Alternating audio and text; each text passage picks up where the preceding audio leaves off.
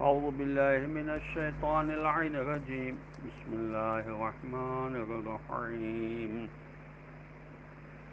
ونصرناه من القوم الذين كذبوا بآياتنا إنهم كانوا قوم سوء فأغرقناهم أجمعين. وداود وسليمان إذ يحكمان في الحرث إذ نفشت فيه غنم القوم وكنا لحكمهم شاهدين. ففهمناها سليمان وكلنا آتيناها حكما وعلما وسخرنا مع داود الجبال يسبحنا والطير وكنا فاعلين. اللهم صل على محمد وآل محمد وعجل فرج. السلام علیکم ورحمۃ اللہ وبرکاتہ. اللہ تبارک و تعالیٰ کا شکر ہے کہ میں نے سورہ انبیاء جو قرآن مجید کا 21 نمبر کا سورہ ہے اس کی 3 آیات کی تلاوت کا شرف حاصل کیا، جن کے نشانات ہیں 77 تا 79۔ سب سے پہلے آیت نمبر 77 کا ترجمہ سماعت فرمائیے اور اس قوم کے مقابلے میں ان کی مدد کی جو ہماری نشانیوں کی تکذیب کرتی تھی۔ یقیناً وہ برے لوگ تھے، چنانچہ ہم نے ان سب کو غرق کر دیا۔ آیت نمبر 78 کا ترجمہ یہ ہے، اور داؤد و سلیمان علیہ السلام کو بھی نوازا جب وہ دونوں ایک کھیت کے بارے میں فیصلہ کر رہے تھے جس میں رات کے وقت لوگوں کی بکریاں بکھر گئی تھیں، اور ہم ان کے فیصلے کا مشاہدہ کر رہے تھے۔ آیت نمبر 79 کا ترجمہ یہ ہے، تو ہم نے سلیمان علیہ السلام کو اس کا فیصلہ سمجھا دیا، اور ہم نے دونوں کو حکمت اور علم عطا کیا، اور ہم نے پہاڑوں و پرندوں کو داؤد علیہ السلام کے لیے مسخر کیا جو ان کے ساتھ تسبیح کرتے تھے، اور ایسا کرنے والے ہم ہی تھے۔ حرث کے معنی ہیں زمین میں بیج ڈالنا اور اسے زراعت کے لیے تیار کرنا، اور کھیتی کو بھی حرث کہا جاتا ہے۔ نفشت کا مصدر نفشہ ہے۔ نفش الغنم یعنی رات کے وقت بکریوں کا بغیر چرواہے کے منتشر ہو جانا۔ اس آیت کی شان نزول میں روایت ہے کہ ایک شخص کے کھیت میں دوسرے شخص کی بکریاں گھس گئی تھیں۔ حضرت داؤد علیہ السلام نے فیصلہ دیا کہ بکریاں کھیت والے کو دے دی جائیں۔ حضرت سلیمان علیہ السلام نے فیصلہ دیا کہ بکریوں سے کھیت والا اس وقت تک فائدہ اٹھائے جب تک بکریوں والا اس کھیت کو اسی حالت میں تیار کر کے نہ دے۔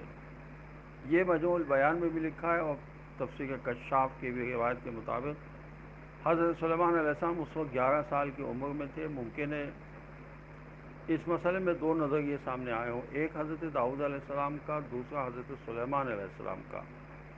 آخر میں فیصلہ حضرت سلیمان علیہ السلام کے موقف کے مطابق ہوا۔ اس قصے کو بیان کرنے کا مقصد ممکن ہے یہ ہو کہ عدالتی فیصلوں میں نظر ثانی کی ضرورت پیش آتی ہے، اگرچہ پہلا حکم بھی حکم خدا کے مخالف نہ تھا، تاہم بہتر فیصلے کی گنجائش رہتی ہے۔ المیزان کے نزدیک یحکمان کا مطلب یتشاوران ہے کہ باہمی فیصلے سے پہلے باہمی مشورے میں 2 نظریے سامنے آئے ہیں، ورنہ ایک واقعے کے 2 فیصلے معقول نہیں ہیں۔ ففہمناہا سلیمان، ہم نے سلیمان کو سمجھایا۔ اس سے ظاہر ہوتا ہے کہ سلیمان علیہ السلام کا فیصلہ اللہ کی طرف سے تھا۔ رہا حضرت داؤد علیہ السلام کا فیصلہ، اس بارے میں بعض حضرات کہتے ہیں کہ حضرت داؤد علیہ السلام کا اپنا اجتہاد تھا جو صائب نہ تھا۔ یہاں سے ان حضرات نے یہ موقف بنا لیا ہے کہ انبیاء علیہ السلام کے لیے اجتہاد جائز ہے۔ امامیہ کے نزدیک انبیاء علیہ السلام کی اجتہاد جائز نہیں، بلکہ اس کی نوبت نہیں آتی، کیونکہ انبیاء علیہ السلام کے لیے حکم واقع وحی کے ذریعے حاصل کرنا ممکن ہوتا ہے۔ اس کے باوجود اجتہاد یعنی اپنی ذاتی رائے پر عمل کرنا کیسے ممکن ہے؟ امامیہ کے نزدیک اجتہاد بمعنی ذاتی رائے پر عمل کرنا امت کے لیے بھی جائز ہے۔ یہ شیخ طوسی نے تفسیر الطبیان میں اس آیت کے ذیل میں لکھا ہے، وَكُلًّا آتَيْنَا حُكْمًا وَعِلْمًا، ہم نے ان سب کو حکمت اور علم عطا کیا ہے۔ اس جملے سے معلوم ہوتا ہے کہ حضرت داؤد علیہ السلام کا فیصلہ حکمت اور علم کے منافی نہیں تھا۔ چنانچہ ایک روایت میں رسول اللہ صلی اللہ علیہ وسلم نے اس قسم کا ایک فیصلہ کیا جس میں حکم دیا مویشیوں کے مالک کو چاہیے کہ وہ رات کو مویشیوں کو اپنے کنٹرول میں رکھے اور کھیت والا دن میں اپنے کھیت کو بچائے۔ یہ اس آیت کے ذیل میں لکھا ہے۔ وَسَخَّرْنَا مَعَ دَاوُودَ الْجِبَالَ يُسَبِّحْنَ وَالطَّيْرَ۔ حضرت داؤد علیہ السلام کی خوش الحانی کا یہ عالم تھا کہ پہاڑ بھی وجد میں آ جاتے تھے اور ساتھ تسبیح کرتے تھے، اور پرندے بھی اس خوش الحانی سے متاثر ہوئے بغیر نہیں رہ سکتے تھے۔ اس میں تعجب کی کوئی بات نہیں ہے، قرآن کا صحیح لفظوں میں اعلان ہے وَإِن مِّن شَيْءٍ إِلَّا يُسَبِّحُ بِحَمْدِهِ وَلَٰكِن لَّا تَفْقَهُونَ تَسْبِيحَهُمْ۔ سورہ بنی اسرائیل قرآن مجید کا 17 نمبر کا سورہ ہے، اس کی آیت نمبر 44 میں ارشاد الہی ہوا ہے، اور کوئی چیز ایسی نہیں جو اس کی ثنا میں تسبیح نہ کرتی ہو، لیکن تم ان کی تسبیح کو سمجھتے نہیں ہو۔ قرآن کی طرف سے لا تفقہون تسبیحہم کی صراحت کے باوجود کچھ حضرات اس تسبیح کو سمجھنے کا دعویٰ کرتے ہیں اور کہتے ہیں کہ حضرت داؤد علیہ السلام کی خوش الحانی کی وجہ سے پہاڑوں میں ان کی آواز گونجتی تھی، حالانکہ پہاڑوں میں تو ہر آواز گونجتی ہے، صرف داؤد علیہ السلام کی نہیں۔ دوسری بات، اس گونجنے کو تسخیر نہیں کہا جاتا۔ اگر پہاڑوں کی تسبیح کی گونجنے سے توجیہ و تعویل کرتے ہیں تو پرندوں کے لیے کیا تعویل کریں گے؟ وہ کننا فاعلین، یعنی پہاڑوں پرندوں کو تسخیر میں دینے والا اللہ ہے۔ اللہ کی قدرت کاملہ کے بارے میں کسی قسم کی تعویل قابل قبول نہیں ہے۔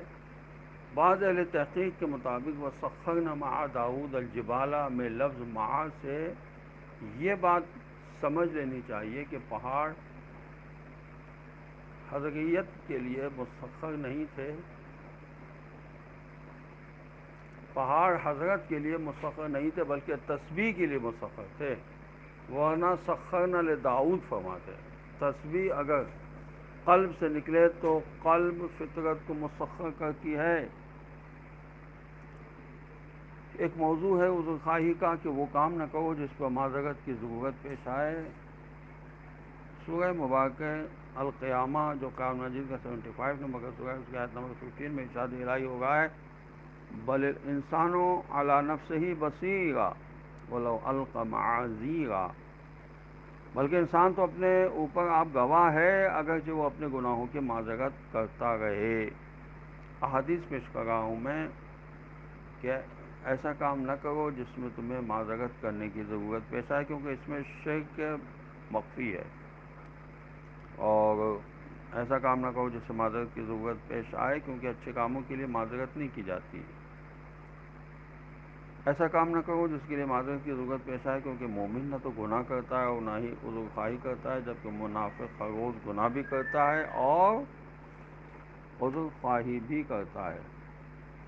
یہ مولا علی اور رسول اکرم صلی اللہ علیہ وسلم کی احادیث ہیں، اور ابھی جو میں نے حدیث پیش کی وہ حضرت امام حسین علیہ السلام کی تھی۔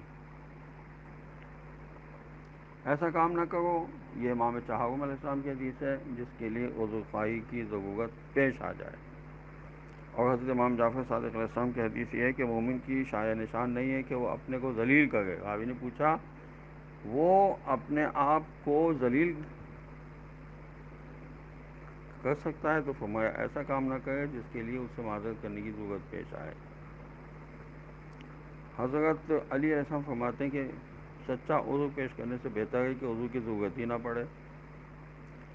اور نہج البلاغہ کے مکتوب 69 میں حارث ہمدانی کے نام مولا علی علیہ السلام کے مکتوب سے اقتباس پیش کر رہا ہوں۔ ہر اس فعل سے کنارہ کش رہو کہ جب اس کے مرتکب ہونے والے سے جواب طلب کیا جائے تو وہ خود بھی اسے برا قرار دے یا اسے معذرت کرنے کی ضرورت پڑے۔ اپنی عزت و آبرو کو میں گوئیوں کے تیروں کا نشانہ نہ بناؤ۔ اور نہج البلاغہ کا مکتوب 33 یہ ہے کہ والی مکہ قسم بن عباس کے نام امیر المومنین علیہ السلام کے مکتوب سے اقتباس یہ ہے کہ کوئی ایسا کام نہ کرو جس کے لیے تمہیں معذرت کرنے کی ضرورت پیش آئے۔ نعمتوں کی فراوانی کے وقت کبھی مت اتراؤ اور سختیوں کے موقع پر بوداپن ظاہر نہ کرو۔ مزید احادیث اس موضوع پر ہیں کہ عذر خواہی کرنے والے کا عذر قبول کر لو۔ حضرت علیہ السلام فرماتے ہیں کہ اپنے کو اپنے بھائی کے لیے اس بات پر آمادہ کرو کہ جب وہ دوستی توڑے تو تم اسے جوڑ لو، وہ منہ پھیرے تو تم آگے بڑھو اور اس کے ساتھ لطف و مہربانی سے پیش آؤ، وہ خطا کا مرتکب ہو تو تم اس کے لیے عذر تلاش کرو، یہاں تک کہ گویا تم اس کے غلام اور وہ تمہارا آقائے نعمت ہے۔ اپنے بھائی کے لیے عذر کو قبول کرو، اور اگر اس کے پاس کوئی عذر نہ ہو تو تم اس کے لیے عذر تلاش کر لو۔ امام چہارم علیہ السلام کی حدیث ہے کہ جو شخص بھی تمہارے پاس آ کر عذر خواہی کرے اس کے عذر کو قبول کرو، خواہ تمہیں معلوم بھی ہو کہ وہ جھوٹا ہے۔ اگر کوئی شخص تمہیں دائیں طرف سے آ کر گالیاں دے اور بائیں جانب سے آ کر تم سے عذر خواہی کرے تو اس کے عذر کو قبول کر لو۔ یہ بھی امام چہارم علیہ السلام کی حدیث ہے، تنبیہ الخواطر میں بھی موجود ہے اور بحار الانوار کی جلد 78 میں بھی۔